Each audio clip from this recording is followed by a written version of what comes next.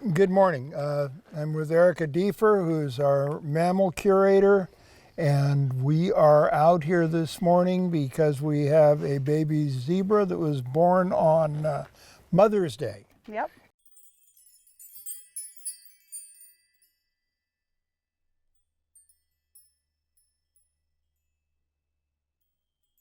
We're going to try and get the zebras to come down with a treat. That always seems to work, or we hope it seems to work.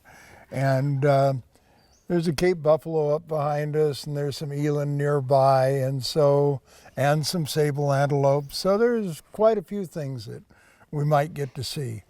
You want to grab some alfalfa, Erika? I would love to. I got some alfalfa and some sweet feed too. Okay.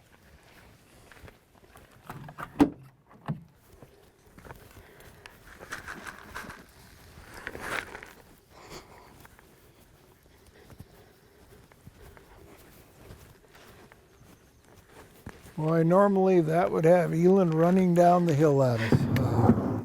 We'll see if this works.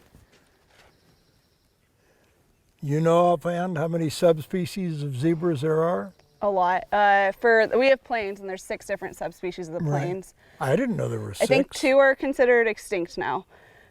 Oh. Okay, we're getting a break. Here comes one. Go. There's 3 different species.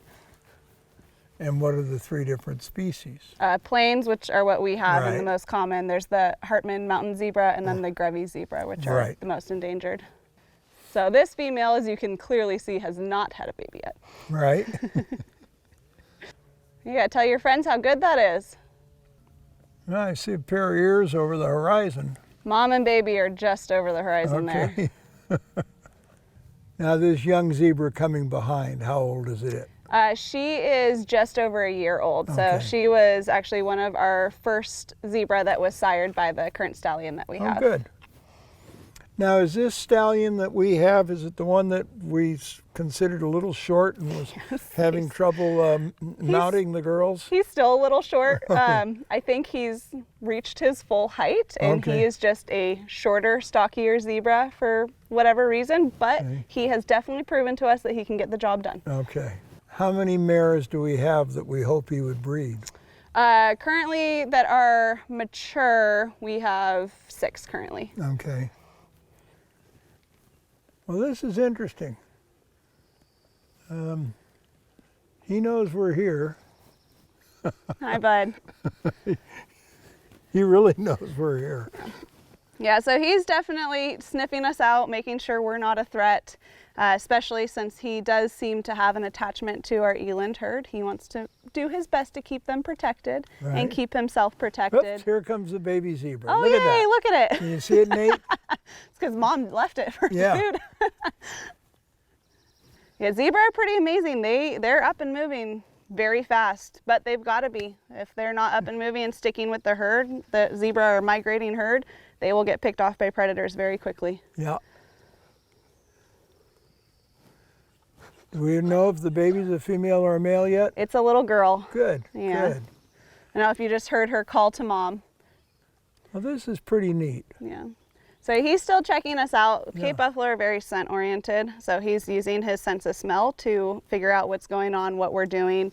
A lot of times they'll stick their nose up in the air and it seems like a very threatening pose, but typically it's more of a pose where they're just trying to understand what's going on in their surroundings. Usually if they're going to be threatening, you will see much larger body and head movements, and it's pretty obvious when they want you out of their space. Right. And we respect that. Right. Okay, Mom's gone over and gotten her baby. Yeah. Yeah, so this is our first foal of the season, or filly, I guess. Right. So it's exciting. We'll definitely have a few more. Why is the male separated? So typically when we're close to having baby zebra, we do separate out our stallion. They are unfortunately notorious for going after young, whether it's their own young, their own species, or a different species. So in order to take precautions, we separate him out into a separate habitat until that baby is up and active. Well, really all of our babies that we're going to have this season are up and active. And once we feel confident that they will be able to navigate around him safely and vice versa, we will let him back out to breed those females, and he'll stick with those females until the following calving season. And with zebras, it's a little tricky because they actually come into estrus within a few days of calving. So that makes him extra excited and typically wants to get that baby out of the way so he can get access to that female. Look at this. The eland keep wandering out of the hills. That's very, very nice. For me, this is sort of what it's all about. I like to see the animals. I like the fact that we've been able to put together cohesive groups that aren't always trying to spear each other, and it's worked well so far. Yeah, it's definitely one of my favorite things about working at Safari West is we have these extremely large habitats with mixed species groups, and they will commingle like they would in the wild, but they will also stick to their own herds when they feel that they need to. You know, going back to the very beginning of me with African animals, I was in a vet's office, picked up a magazine, and I read an article about the Russians ranching eland, and I just found that story quite fascinating. And I then I knew the director of the LA Zoo, Warren Thomas, and I said, Warren, I would really like to get involved with eland. And he directed me to Paul Chaffee at the Fresno Zoo, and boom, I was involved with eland and have had them ever since, and that was 35, 40 years ago. And they're really an impressive species. I mean, the common eland are huge. The males can get up to about 2,000 pounds. Females are just a little smaller, 16 to 1,800 pounds. And despite that size, they still are a lot more docile than many of our other antelope species that we have here.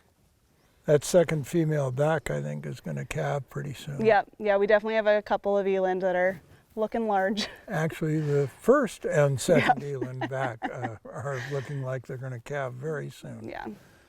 Yeah, she's rather robust and rotund. Yeah, they both are. We watch it pretty closely since we don't necessarily always see the male breed the female, so we watch for behavioral changes as well as body changes. And then you will actually see their bellies change shape when they're really close to calving. It's pretty cool. You can see that baby drop and switch positions. So we can estimate pretty closely to when we think our babies are going to come, which is why we were able to get our zebra male separated before that baby was born. And that was just within a couple of days because we don't want to keep them separated for longer than we need to. Right. Well, I think we should get going and see what else we can find. You ready to pack up? Sounds good. Okay. Let them enjoy their treats. They did great. They did great.